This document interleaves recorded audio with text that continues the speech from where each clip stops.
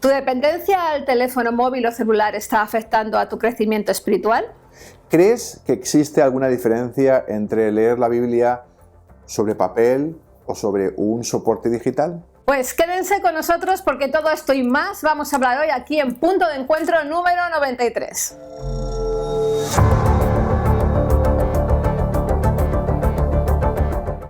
Hola, ¿qué tal amigos? Soy Raquel Reguera. Y yo soy Daniel Beltrán. Bienvenidos a Punto de Encuentro. Bienvenidos a un episodio más de Punto de Encuentro y hoy seguimos hablando, Daniel, de tecnología y vamos a darle una perspectiva más espiritual porque vamos a hablar, como hemos dicho antes, de cómo va a afectar o está afectando esta tecnología a nuestro mundo espiritual.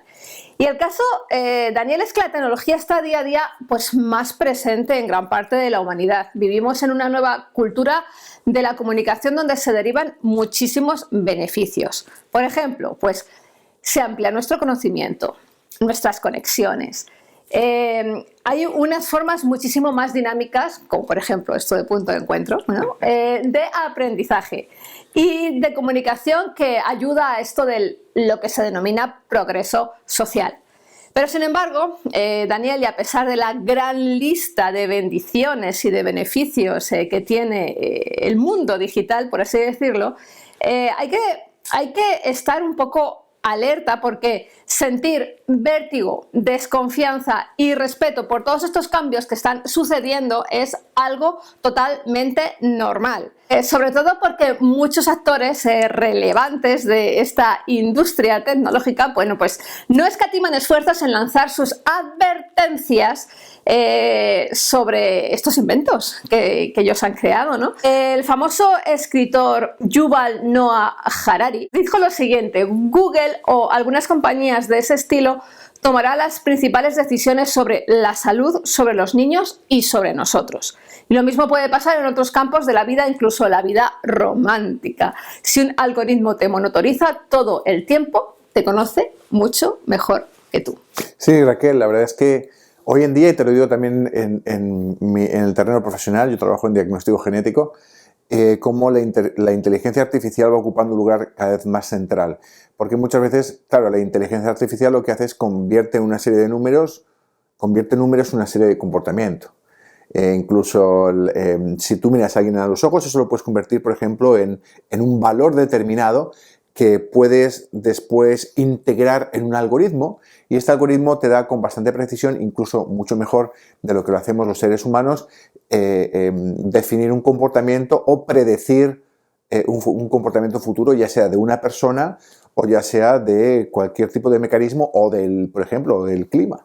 O por ejemplo, Daniel, Stephen Hawking, hacia el año 2014, pues asustaba a todos porque aseguraba que el desarrollo de una completa inteligencia artificial podría traducirse en el fin de la raza humana. Y escucha, y es algo que vamos a tratar más adelante, con el ChatGPT, que he empezado a utilizar, por cierto, y tiene muchas ventajas, pero hay lugares como en Italia, donde se está prohibiendo y pone en riesgos, peligro, digamos, que la posición central del hombre dentro de la toma de decisiones y en la creatividad. Entonces no estamos tan lejos y creo que es muy importante en este programa y en los que vienen más adelante que tratemos este tema de la manera que requiere y hay que ser prudentes, pero a la vez también hay que entender que muchas veces se nos vende, Raquel, el progreso como un gran Dios. El progreso, solo hay que caminar hacia adelante. Pero si realmente vemos que hay cosas que no están funcionando bien y que a la larga van a traer una serie de problemas, es mejor reconocerlo, diagnosticarlo a tiempo e incluso desandar algo el camino. Y estamos en ese punto en el cual hemos de plantearnos que no siempre ir hacia adelante es lo mejor. Fíjate, hablando de no siempre ir hacia adelante es lo mejor, por ejemplo, si estamos hablando de estos gurús de la tecnología y todo esto, Steve Jobs tenía bastante restringida la tecnología en su casa, especialmente a sus niños. Porque él decía que no quería que esos niños pequeños tuvieran un celular, un iPad delante, porque podía matar la creatividad y por eso intentaba tener su ambiente lo más analógico posible, para evitar sobre todo un posible abuso de los mismos. Sí, nos pasa incluso con nuestra hija, ¿no? Su creatividad en la pintura, sabemos que ha sido, digamos que frenada a causa de los dispositivos electrónicos. Y la niña le apetece más jugar al Roblox o a uno de estos juegos antes que ponerse a dibujar, y cuesta realmente un esfuerzo volver hacia atrás. Y creo que esto también nos damos cuenta como padres que tenemos una responsabilidad.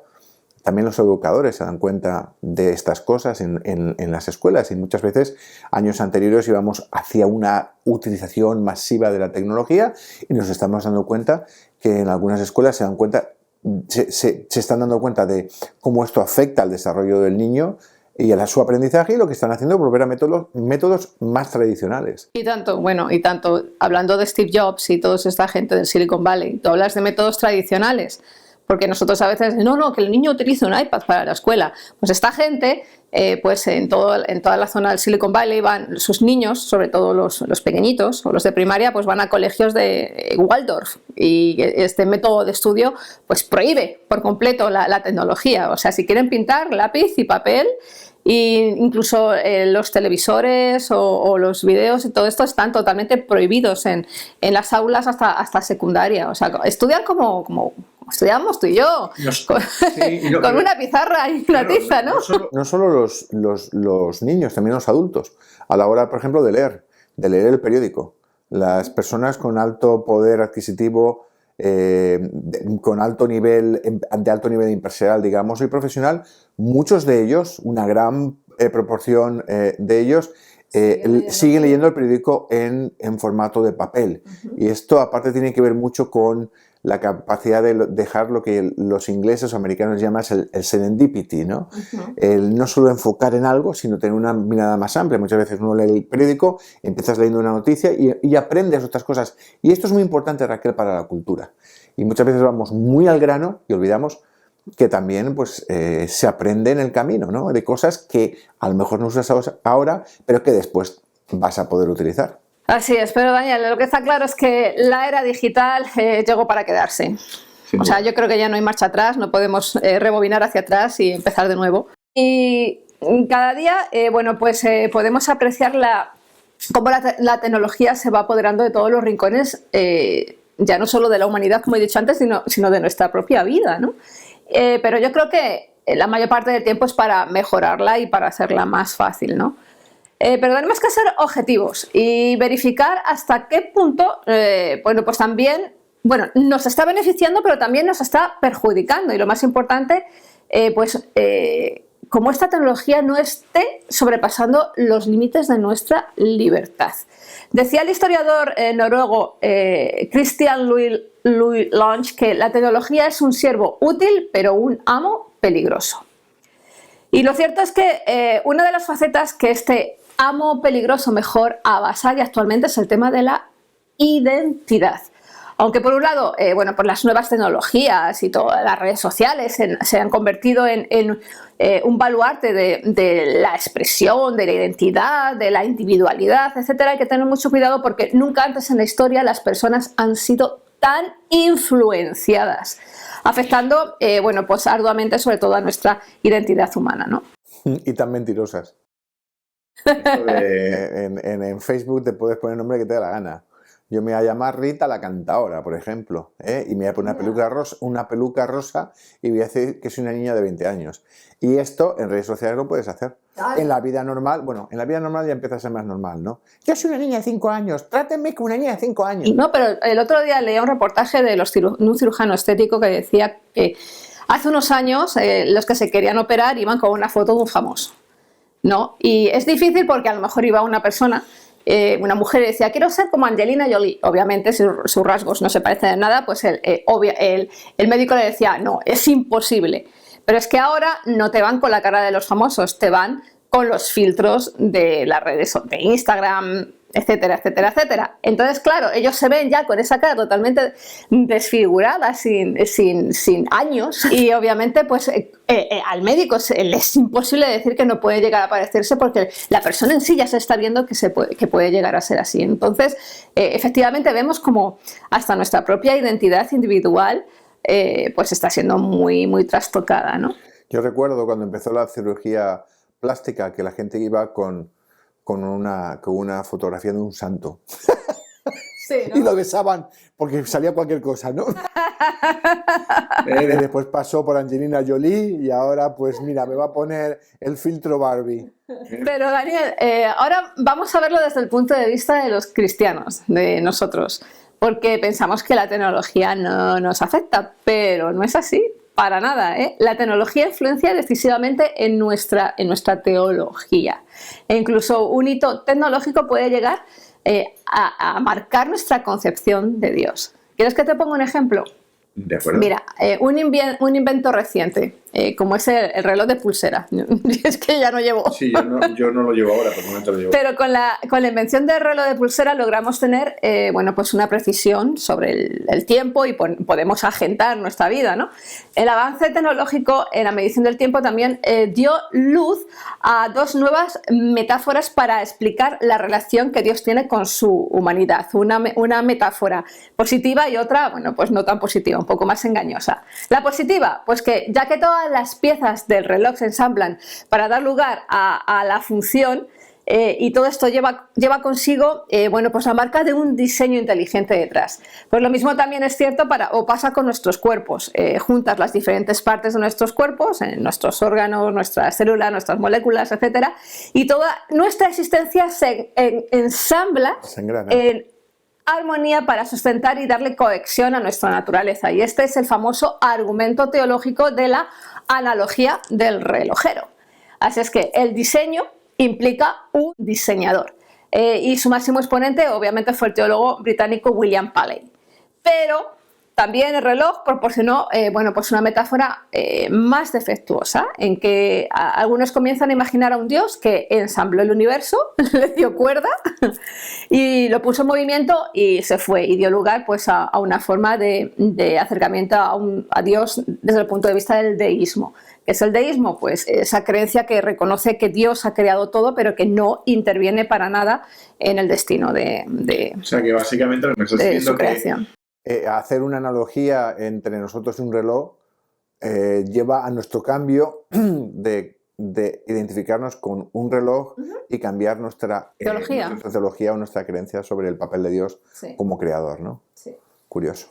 Pero bueno, esto solamente es un ejemplo, y lo cierto es que los cristianos y otras comunidades religiosas pues se han adaptado durante mucho tiempo a los cambios en las tecnologías de los medios. La aparición de la escritura, Daniel, el paso del pergamino al códice, la imprenta, la difusión de la alfabetización, porque es increíble, o sea, que llegara una Biblia a cada uno de los hogares cambió por completo la interpretación de la Biblia, porque hasta entonces solo se daba, bueno, pues los sacerdotes y compañía, ¿no? Sí. Y eso es muy interesante. Muy interesante, Raquel, porque parte de dos facetas pasa también con la tecnología a la hora de hacer vídeos, ¿no? Antes los vídeos se hacían profesionales y gente que sabía, gente que se preocupaba, gente que ponía 3 cámaras, ponía las luces y tal igual como hacemos nosotros. Hoy en día cualquiera hace un vídeo y cualquiera hace una canción. Cualquiera hace cualquier cosa. Ahora con el ChatGPT cualquiera puede hacer hasta un texto. Pero realmente lo que tenemos finalmente es una vulgarización de la cultura. Y muchas veces lo que ha ocurrido, y es maravilloso que todos podamos tener 1, 2, 3 Biblias, diferentes traducciones y demás en casa, es que se ha convertido hemos llegado a la vulgarización de la teología. Y hoy en día cualquiera se cree un teólogo. Y tiene esa gente, además cuanto más ignorante, más se cree que sabe. Y tienes a personas predicando con una arrogancia y una falta de conocimiento brutal que casi uno preferiría que nunca hubieran llegado a poder leer una Biblia porque la han destrozado. Las patadas que han dado al Evangelio son tremendas. Que darla, la tratan a patadas porque la teología que hacen es una teología de muy baja calidad, ¿no? Y entonces, bueno, hay un equilibrio en esto, ¿no? Por un lado está el acceso a una serie de medios, pero por otro lado está la vulgarización de algo que debería tener un cierto nivel o una cierta, digamos, un cierto nivel, respeto, ¿no? Sí, y nivel, sobre todo llegados a cosas del Señor, un nivel de excelencia. Ok. Pero ya no solamente esto, ¿no? También, por ejemplo, el desarrollo de los medios electrónicos, la radio, el teléfono, el cine, la televisión y posteriormente, bueno, pues con los medios digitales, redes sociales, sitio web y todo eso, todo va cambiando y se va transformando. Y la Iglesia, bueno, pues mantiene diferentes posturas, siempre ha mantenido diferentes posturas ante el uso de las nuevas tecnologías. Unos pues apoyan ampliamente el uso de todo avance, mientras que otros se mantienen bastante recelosos. Pero fíjate, Daniel, que la resistencia a los nuevos medios y su poder, pues ya lo vemos desde la Biblia, desde los tiempos de Jeremías. En Jeremías capítulo 36 se nos narra el texto en que el profeta adopta una nueva forma de expresión, que es el rollo para enviar la palabra del Señor, y el rey Joacim pues escuchó lo que le tenían que decir, pero acto seguido lo que hizo fue tirar el rollo al fuego. Y esto se registra como el primer acto de resistencia religiosa a los nuevos medios y a su poder. Así es que es súper interesante, igual que en el judaísmo, pues el judaísmo se formó en la era del rollo, ¿no? Y la Torá, bueno, pues como rollo tiene una función ritual, no reemplazable por el códice, y de hecho actualmente incluso en diferentes momentos de la liturgia judía, pues todavía siguen sacando rollo, porque consideran, le dan una especie de sacralidad. Pues igual que también los cristianos, según hemos ido cambiando, también se ha ido dando cierta sacralidad a los libros o a los códices y todo eso, sí, ¿no? Entonces hay que tener ahí... Sí, es importante también avanzar, porque si no convertimos la religión en un rollo. En un rollo. Bueno, yo es que me quedé... Tú te has quedado allí en las tablas. Sí, la del 2. Pero el caso es que muchos, desde el punto de vista cristiano y sobre todo pastores, pues pueden llegar a tener el pensamiento de que la gente dentro de Internet pues es algo peligroso o nocivo, ¿no? Mientras que otros pues consideramos que es una herramienta maravillosa tanto para aprender como sobre todo para evangelizar, ¿no? Pero para aprender, no para encontrar aquello que justifica tu forma de pensar. Exacto, porque eso es otra aventura que ya le hemos estado exponiendo en otros programas, ¿no? Pero como decía Carl Sagan, virtualmente cada gran avance tecnológico en la historia de la especie humana, desde el invento de las herramientas de piedra y la domesticación del fuego, han sido éticamente ambiguos. Así es. Hace no mucho compartíamos una fotografía en redes sociales, una fotografía de profesores que se echaban a la calle cuando se inventaron las calculadoras y estaban llegando a las aulas, ¿no? Y protestando, ¿no? Y ahora mismo lo que vemos es que, bueno, hay personas que necesitan para operaciones sencillas utilizar una calculadora, lo hacen con el celular. Yo creo que la mayor parte de la gente con 2 dedos de frente sabemos multiplicar y dividir y hacer este tipo de operaciones, ¿no? De nuevo vuelve a pasar si utilizas la tecnología para ayudarte o si la utilizas para sustituirte. Sí, pero bueno, actualmente a los niños todavía se les educa sin calculadoras, se les enseña a sumar y a restar. Pero el punto está en que cuando tengan una calculadora, como fue mi caso, se terminó el sumar y restar, directamente me voy a la calculadora. Entonces yo creo que llegará el momento en que ni siquiera los niños aprenderán a sumar y a restar. Yo creo que sí, porque los educadores son los que más se dan cuenta no solo en que uno aprenda algo, sino que uno se desarrolle intelectualmente. Bueno. Y creo que en esto nos están dando lecciones también a la hora de utilizar diferentes soportes electrónicos, ¿no? Y como en las aulas se está dando un paso atrás a la hora de utilizar de forma masiva iPads y otra serie de instrumentos. Sí, porque bueno, el niño tiene que desarrollarse. Se desarrolle ya en un futuro, ya decidirá si lo usa o no lo usa, pero que sepa hacerlo. No se vaya a quedar sin batería y de repente se muera de hambre. Pero bueno, para bien o para mal, la tecnología transforma la forma en que nos acercamos y nos comunicamos con Dios, Daniel. E incluso, fíjate qué curioso, y no sé, me ha llamado mucho la atención, pero hay una nueva rama de la teología que se llama teología digital o ciberteología. Porque, sobre todo a raíz de la pandemia, nuestra forma de eclesiología ha cambiado. O sea, antes de la pandemia la iglesia era un sitio local, pero actualmente ya hay iglesias virtuales. Y esto ya, bueno, ya es objeto de estudio y es súper interesante, y vemos cómo incluso una pandemia ha cambiado nuestra forma de relacionarnos como cristianos. Pero si, salvo que tú seas capaz de comprobar la identidad de la persona o hacer algo para que controle la identidad de la persona, porque una persona puede suplantar o hacerse pasar por otra persona, salvo que tengas una forma de hacerlo, corres un alto riesgo a la hora de utilizar Internet para hacer una iglesia, corres un alto riesgo de que tengas gran parte de gente infiltrada que no son quienes dicen que son. Hombre, pero supongo que todo eso lo tendrás controlado, porque si es una iglesia no creo que vas simplemente a poner la cara. ¿Tú crees que la gente que monta este tipo de iglesias está realmente preocupado en hacer una iglesia?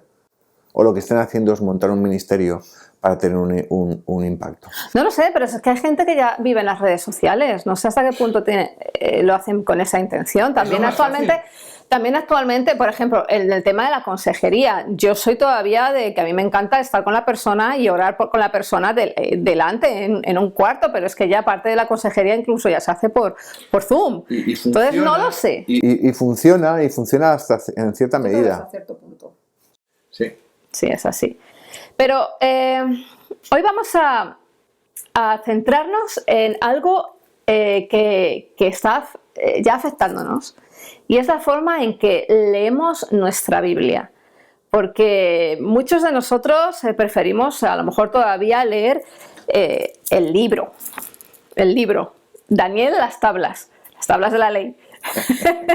Pero hay otros que a lo mejor preferimos leerlo en nuestros celulares o en nuestro iPad. Y es muy interesante porque incluso figuras públicas dentro del cristianismo vemos como ya se están pasando a lo digital. Por ejemplo, el Papa Francisco pues ya se ve bueno, pues que sale con la Biblia en su móvil. O por ejemplo Joel Osteen, que cuando empieza a predicar es lo típico en su iglesia, que hace que todos levanten la mano y diga la famosa frase de esta es mi Biblia y yo soy lo que dice que la Biblia quiere que yo sea, etcétera, etcétera. Y ya la gente pues ya ves que no levantan Biblias, sino que lo que levantan son celulares, ¿no? Entonces, es muy curioso cómo ya se está haciendo esta transición, ¿verdad?, en cuanto al soporte tecnológico. Depende de las circunstancias, Raquel. Y depende, por ejemplo, yo para salir por ahí, y si vas a cualquier sitio, ir con la Biblia y aparte porque yo suelo ir regalando Biblias por las iglesias. ¿Sí? Sí, voy a ministrar y me dejo una Biblia en cada iglesia. Entonces,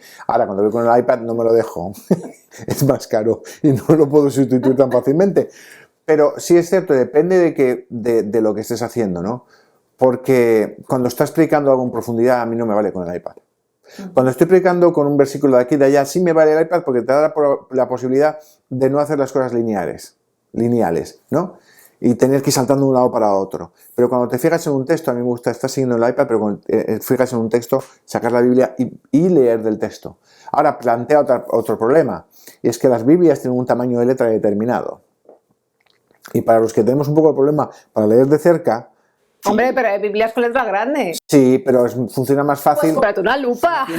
Funciona más fácil. Ahí te digo, son unas cosas que funcionan más fácil cuando estás viendo un dispositivo electrónico, que además no necesitas luz porque la luz es propia, mientras que la Biblia necesitas una buena iluminación. Sí, pero esta luz hace daño a los ojos. Puede hacer daño a los ojos, sí. Entonces te quiero decir que dependiendo de las situaciones en que estemos, yo prefiero, si quieres estudiar y lo quieres estudiar bien, siéntate con la Biblia subrayando, algo que no puedes hacer con un dispositivo.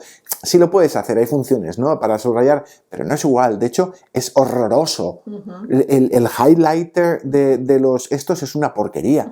Parece que lo hacen aposta. No, dele más o menos transparencia. En general son bastante malos, ¿no?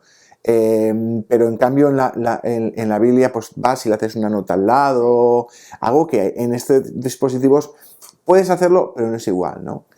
Sí, pero vamos a estadísticas, Daniel. Sabes que a mí me encantan las estadísticas. El 88% de los americanos dice que tiene una Biblia en casa, ¿vale?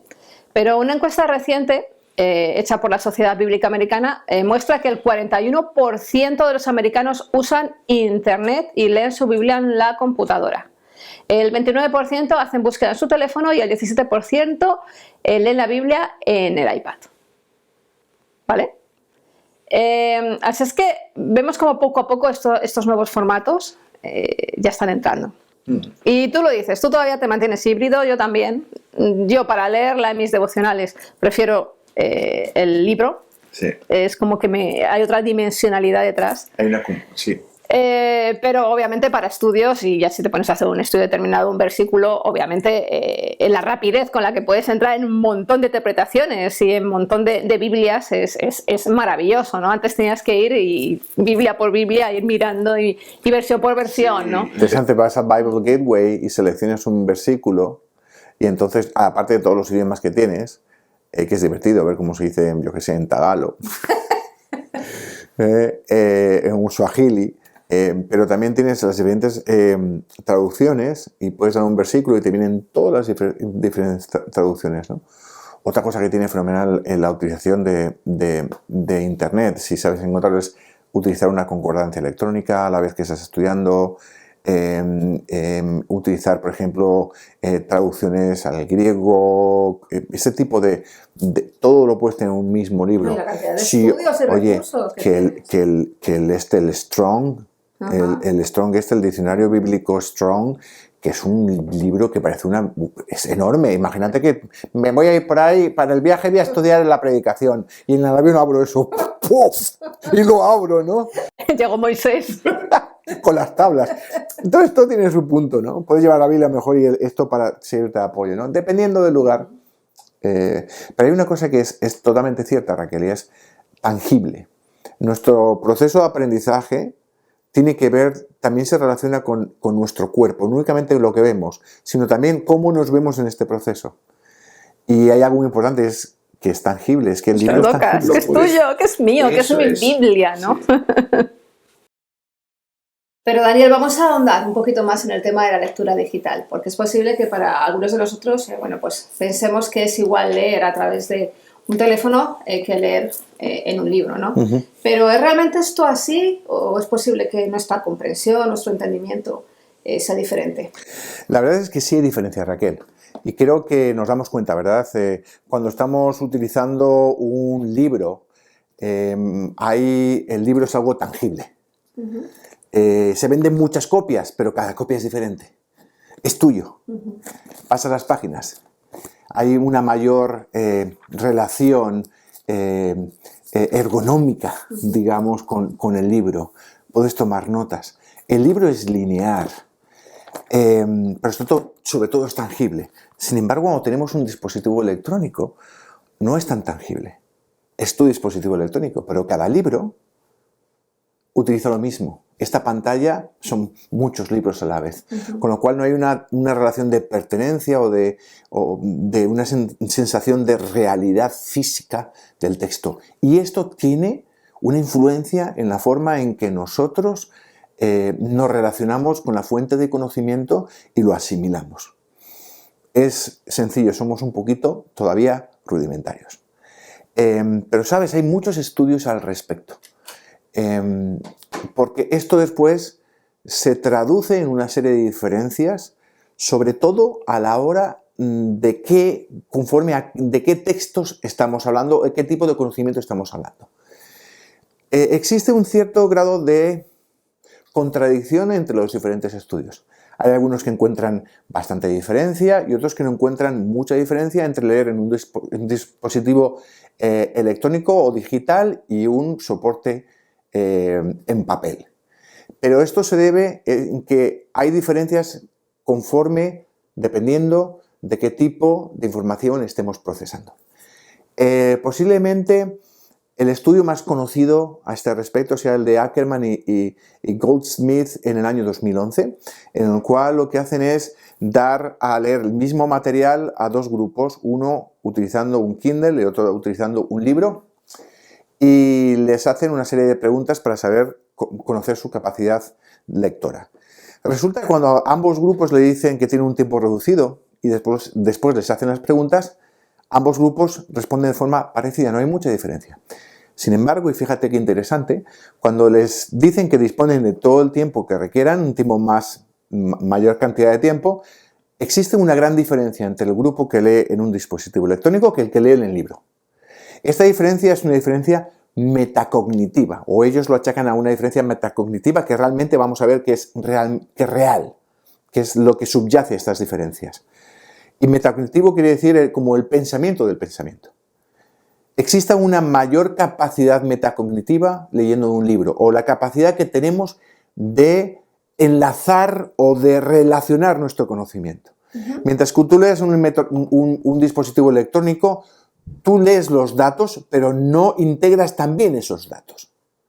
De hecho, muchas veces lo que hacemos, y nos hemos acostumbrado en dispositivos electrónicos, es en pasar. Otra diferencia que hay también es que solemos abrir otra serie de links, con lo cual nos desviamos, y hay estudios, Goldsmith creo que era, que lo que decían es que veían que hay una dificultad a la hora de leer o entender cuando una persona está saltando de un texto a una serie de links y volviendo al texto. Okay. No afianzas igual en el conocimiento, ¿no? Pero entonces, Daniel, lo que tú estás exponiendo es que perdemos la capacidad de reflexión. Efectivamente. Sí, de relacionar el conocimiento.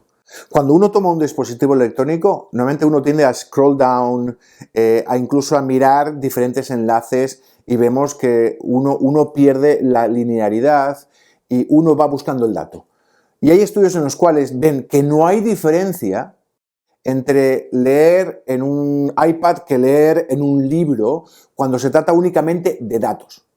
Okay. Sin embargo, cuando nuestra lectura requiere de una mayor profundidad, es donde empieza a haber diferencias. Por ejemplo, hay un estudio de una señora que es posiblemente la mejor en el campo, que es Anne Mangen, que es noruega, y Velay, en el año 2010, que lo que hacen es que comparan ambos grupos utilizando novelas de misterio. Ven una diferencia tremenda, porque la novela de misterio hay una serie de acontecimientos y que tienes que relacionar cuál fue primero, cuál fue después, ¿no? Y es una de las cosas que pasa cuando utilizas un dispositivo electrónico, es que tu percepción de la cronología no es tan buena. Okay. ¿Te das cuenta? Y eso es muy bueno lo de la cronología para entenderlo. ¿Por qué? Porque tú ves los datos de forma independiente. No lo ves de forma lineal tanto como lo ves en un libro. Y eso se nota. Por ejemplo, Osborne y Holton en el año 1988 hacen un estudio parecido, y lo que ven es que efectivamente cuando se utilizan textos narrativos en los cuales tienes que leer en profundidad, hay una diferencia entre ambos grupos. ¿De acuerdo? O, por ejemplo, Mangen, de nuevo, y Kaiken hacen un estudio en que utilizan libros de ficción y ven el mismo resultado. Entonces, cuando se trata de datos puros y duros, no hay una diferencia entre ambos grupos. En el momento en que tú necesitas lo que conocemos como un desarrollo o una percepción metacognitiva, o relacionar o pensar el pensamiento, en ese momento, a la hora de relacionar los diferentes conceptos que has leído, en ese momento es mucho mejor un dispositivo o un soporte en forma de libro que un soporte electrónico. Y después hay otra serie de estudios que muestran, Raquel, que otra de las cosas que hacemos y sabemos que hacemos cuando leemos un dispositivo electrónico es que en cuanto nos cansamos un poquito del texto, vamos y miramos los deportes, vamos y miramos no sé qué, vamos y miramos no sé qué, y tardamos un montón en leer, con lo cual en vez de leer de una sola sentada todo un capítulo, tardamos 10 minutos aquí. ¿Qué ocurre? Nuestra capacidad lectora o nuestra capacidad de aprendizaje se ve trastornada, y al final nos hemos leído un capítulo y no nos hemos enterado de nada. Mientras que si lo que tenemos es un libro en el cual no puedes escaparte del libro, en el libro no le puedes dar un clic, hay concordancia, ¿no? Pero no le puedes dar un clic y saltar el tema, sino seguir el tema. En ese momento somos capaces de profundizar y de aprender mucho mejor de lo que lo haríamos a través de un iPad. Entonces, básicamente lo que nos estás diciendo es que la lectura digital es mucho más superficial, mientras que la lectura todavía en el libro es más profunda, sí. Más reflexiva. Más, efectivamente. ¿Y en cuanto a memorización? En cuanto a memorización, son iguales. Hay estudios en que son iguales, pero dependiendo de qué tipo de memorización. Claro, si son datos. Son datos igual. Por ejemplo, yo en mi trabajo, que hago mucho análisis genético en artículos, yo abro el artículo, ¿de acuerdo? Y lo que busco en formato electrónico, y es algo que no puedes hacer en el libro, y es buscar, hacer un zoom, un search. Pero yo sí lo puedo hacer en los artículos. Si estoy buscando una serie de mutaciones en un gen determinado, yo no me quiero leer todo el artículo, quiero sacar esa información que necesito. Y me voy a convertir en una persona muy buena en leer entre líneas, buscar el dato. Dilated cardiomyopathy, una mutación en tal gen. Entonces soy capaz de sacar los datos así. Y para eso es mejor un dispositivo electrónico que el papel. Ahora, si yo lo que quiero es leerme un tema determinado, como por ejemplo los artículos que he leído sobre este tema determinado, lo prefiero hacer en papel. Y lo que yo hago en mi trabajo es que los artículos importantes, Raquel, los artículos importantes los imprimo y los guardo en un fichero. Sí, pero tú has dicho, antes has dicho que esto es una cuestión también de aprendizaje. Entonces, vamos a ver que va a haber una evolución o un cambio en la función de nuestro cerebro y que se va a ir adaptando al método digital y llegaremos dentro de unos años a igualar. Sí, lo que están diciendo profesionales de la enseñanza. Lo que estamos viendo primero en las escuelas es que se ha dado un paso atrás en cuanto a la utilización de libros. Sí. Se pensaba, no, todo iPad, todo y demás, y después lo que se han dado cuenta de que han perdido los niños el conocimiento. Porque si piensas que los dispositivos electrónicos realmente lo que traen es realmente conocimiento y desarrollo, en todos los países o en las sociedades donde hubiera muchos dispositivos electrónicos deberían ser unas máquinas. No lo son, al contrario, hay una relación inversa entre desarrollo tecnológico y conocimiento literario. Sí. O desarrollo literario, entonces, por eso en las escuelas en Estados Unidos hace años le dieron un cambio, un giro y están buscando que los niños lean de forma física. Y lo vemos en la escuela de nuestra hija, promocionan todo lo que es la lectura, la biblioteca, el libro físico, ¿no? Pero los profesionales de la enseñanza sí recalcan también que esto también tiene que ver no solo únicamente con un soporte, sino la forma en que leemos. Porque leemos lo mismo en ambos. Lo que tenemos que hacer es, cuando estamos delante de una lectura, tenemos que tener un poquito autodisciplina y no irnos por la tangente. Porque al final, a la postre, nuestro cerebro de forma automática, como utilizamos el soporte electrónico para mirar noticias, los deportes, no sé qué, el chat, el Facebook, no sé qué, y vamos de un lado para otro, cuando nos vamos a centrar en un artículo, nos cuesta centrarnos. Entonces lo que dicen es que los niños tienen que aprender a leer en soporte electrónico y centrarse en la lectura y darse cuenta que a la hora de leer es diferente que a la hora de estar jugando con ese dispositivo electrónico. O sea que es una cuestión de autodisciplina. En parte autodisciplina y en parte yo creo que hay una cierta pérdida con el soporte electrónico. Si nos dedicamos a aprender cómo leer digitalmente, entonces vamos a igualar los mismos soportes. Es posible, hay personas que lo sostienen, hay otras personas que dicen que no. Pues yo no, yo soy incapaz. Yo todavía soy del libro y yo me los pido y que venga mi libro a mi casa porque soy incapaz. Es como, por ejemplo, es como los audiolibros. Hay gente que utiliza los audiolibros y que le funcionan muy bien. A mí no me funcionan porque yo necesito leer y frenar y no que me estén marcando el ritmo alguien con un audiolibro. Pero hay gente que le van muy bien los audiolibros y hay otra gente como a mí que no nos funcionan. Entonces, en las tecnologías funcionan dependiendo de para quién.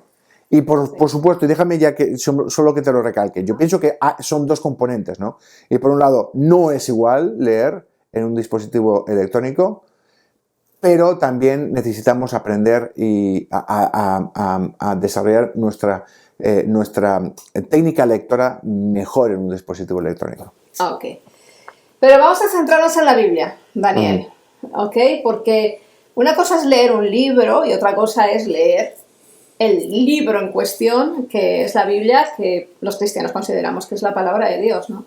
Y que no es una lectura simplemente lineal o la lectura de una serie de acontecimientos o de hechos o de poemas, sino que consideramos que detrás de estas letras hay algo revelado por Dios aquí a la humanidad, ¿no? Entonces, es posible que el soporte también esté influenciando a la hora de que nosotros como cristianos leamos la palabra de Dios.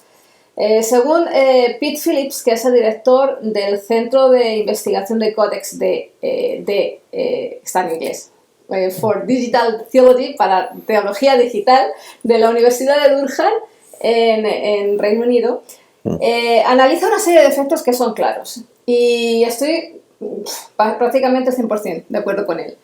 El primero, pues que las formas que tenemos actualmente ya de interaccionar con nuestra Biblia han cambiado y que nosotros ya nos acerquemos a la Biblia para tomar como nuggets de pollo, trocitos. Me levanto por la mañana y leo mi reflexión y solo me acerco a ella para leer 4 versículos. Un snack, que dicen aquí. Es un snack y entonces estamos convirtiendo la lectura de la Biblia en una lectura plana y superficial, como y caprichosa. Y totalmente caprichosa y totalmente direccionada, porque esto ya lo pongo yo de mis pensamientos, porque atención, si nos dejamos llevar por los algoritmos de las redes sociales, al final incluso nuestros devocionales van a estar siendo dirigidos por los señores de Meta, por ejemplo. Sin que nazcan de una necesidad interna, de una reflexión, de una lucha, de un problema, sino lo que me están plantando ya mis queridos amigos de las redes sociales, ¿no? En cierta manera hay muchos devocionales que parecen al ChatGPT. Y muchos devocionales los escriben con ChatGPT. Exacto. Y es decir, es lo mismo una y otra vez. Y el problema es que es lo mismo, es una información plana, totalmente previsible, sin fondo. Y sin fondo. La Biblia, en serio, yo pienso que para estudiarla hay que hacerlo en libro, porque como hemos visto ahora mismo, nuestra capacidad de relacionar, nuestra capacidad metacognitiva es mucho más fuerte leyendo. Y necesitamos leer y meditar. Y gastar tiempo. Y leerlo. Y dejar que las palabras nos golpeen. Pero no es eso, Daniel, yo lo veo, yo lo puedo hablar desde el punto de vista de una persona. Yo escribo devocionales y en los sitios donde los escribo yo veo que si me comparo a otros autores, y es que el 70% de los devocionales que escriben se parecen, es que parece que lo ha escrito la misma persona. Entonces yo no sé si es que los cristianos pensamos que todos tenemos que cantar igual y que escribir igual, o es que hay algo de inteligencia. El ChatGPT ya se viene utilizando anteriormente. Y ahora mismo, a partir de ahora mismo, vais a ver muchísima gente sacando sus propios blogs, sus propios no sé qué, y todo va a ser igual. Y al final, ¿sabes el que va a sacarlo bien adelante? El famoso, como siempre. Como siempre, que tiene dinero para promocionar. ¿Sabes dónde lo veo yo? En las recetas, en los blogs de recetas. Es increíble, todas las señoras o los señores que hacen blogs de sus recetas escriben igual. Además, las mismas fotos. ¿No? Es impresionante. Bueno, vamos a darnos prisa, ¿vale? Número 2.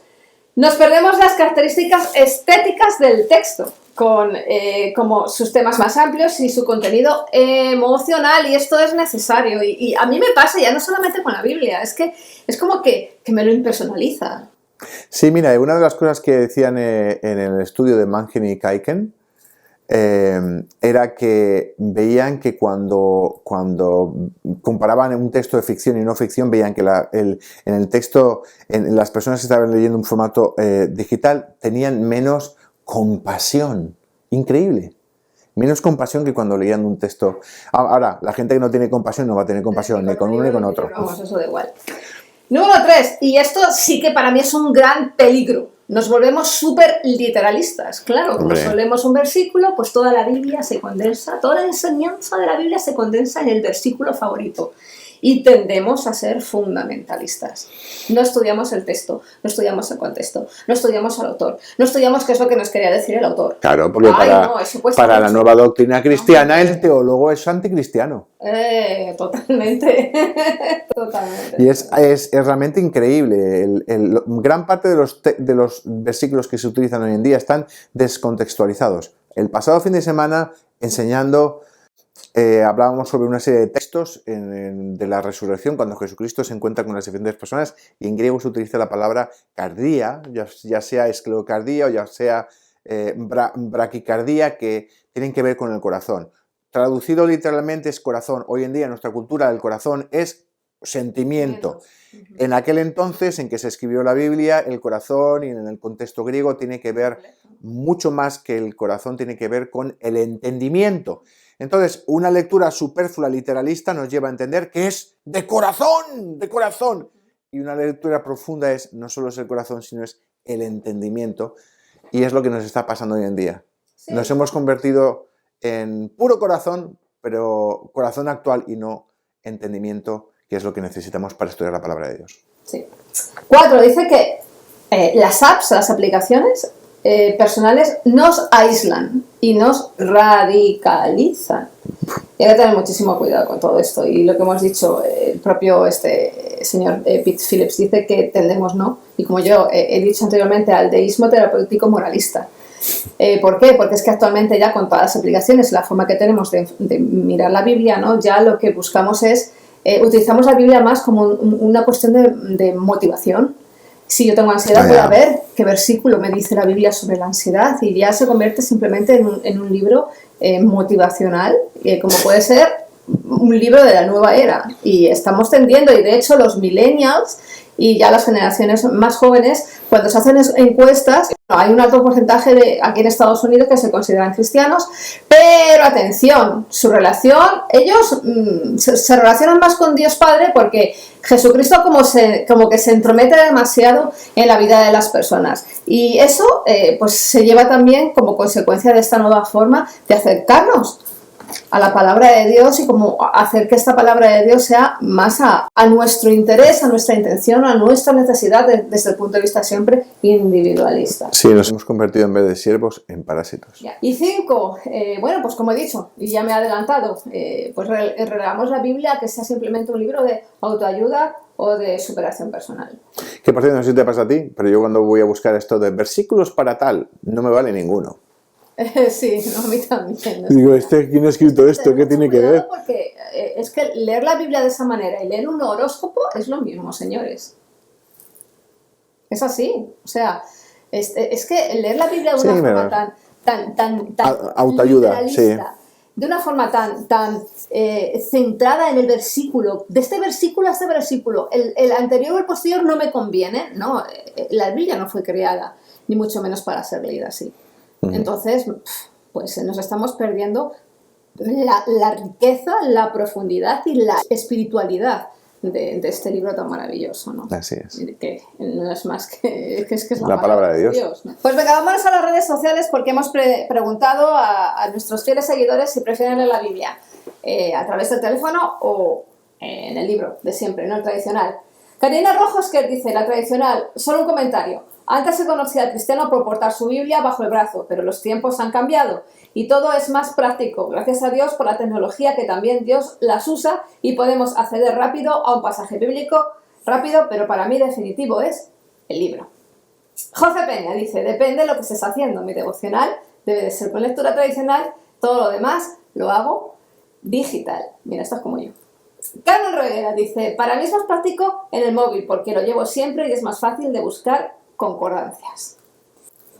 Y Pablo de Tarso, que nos sigue Pablo de Tarso todas las semanas, fiel, es una maravilla, dice, no hay mejor manera que sea leída por libro, pues aprenderás a ubicar los libros, y esto me ha encantado. Sí. Es que pierdes la linealidad de la cronología, sí, totalmente. De repente mezclas Deuteronomio con Romanos y te quedas tan tranquilo y dices, Deuteronomio Nuevo Testamento, ¿no? Sí. Es que este es un punto esencial que nos ha dado Pablo de Tarso. Pero bueno, una tecnología nueva va a traer, bueno, pues sus incógnitas, sus beneficios, sus inconvenientes. Lo importante es que cada uno de nosotros tengamos cabeza para saber cómo la introducimos en nuestra vida. Está claro que todo esto de las redes sociales y de la era digital sigue para adelante, pero lo más importante, lo que siempre va a seguir para adelante va a ser la palabra de Dios. Sea con un pergamino, sea con un códice, sea con un libro, sea con un soporte digital, lo que está claro es que de todo pasará, pero la palabra de Dios nunca va a pasar. Así y por es. eso te recomendamos pues que sigas acercándote a ella y sigas teniendo esa inspiración y ese aliento de vida que te da día con día acercarte a este libro sagrado, ¿no? Esto ha sido todo por hoy. Les dejamos. Soy Raquel Reguera. Y yo soy Daniel Beltrán. Hasta la próxima. Bendiciones. Hasta la próxima.